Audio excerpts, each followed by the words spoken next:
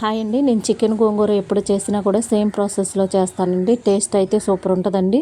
ముందుగా 3 మీడియం కట్టలు గోంగూరలను తీసుకొని శుభ్రంగా కట్ చేసి వాష్ చేసుకోవాలండి. అలా వాష్ చేసుకున్న గోంగూరని స్టవ్ పైన పెనం పెట్టేసి గోంగూర వేసి చిటికెడు ఉప్పు, కారం, పసుపు, అల్లం వెల్లుల్లి పేస్ట్ కూడా వేసి కొంచెం బాగా మగ్గిన తర్వాత స్టవ్ నుంచి దింపేసి పప్పు గుత్తితో ఎనపాలండి.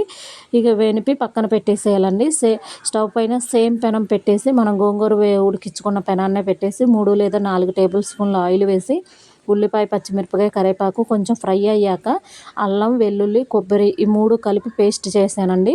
ఆ పేస్ట్ని అలా వేసుకోవాలి. బాగా కొంచెం ఒకసారి కలుపుకొని కొంచెం ఫ్రై అయిన తర్వాత ముందుగా ఉడికించి పెట్టుకున్న గోంగూర, చికెన్ కూడా వేసి బాగా కలుపుకోవాలండి. అలాగే మీ టేస్ట్కి సరిపడిన ఉప్పు, కారం, పసుపు వేసి ఒక్కసారి బాగా కలిపి ఒక 5 నిమిషాలు మూత పెట్టాలండి. 5 నిమిషాల తర్వాత మూత తీసి చూసి ఒక టీ స్పూన్ గరం మసాలా వేసుకొని మొత్తం ఒకసారి కలుపుకోవాలండి. ఇంకా లాస్ట్లో కొత్తిమీర జిమ్మితే గోంగూర చికెన్ రెడీ అయిపోతుందండి. టేస్ట్ అయితే సూపర్ ఉంటుందండి. ఒక్కసారి ట్రై చేసి చూడండి. వీడియో కనుక నచ్చితే లైక్ చేసి, షేర్ చేసి, సబ్స్క్రైబ్ చేసుకోవటం మర్చిపోవద్దండి.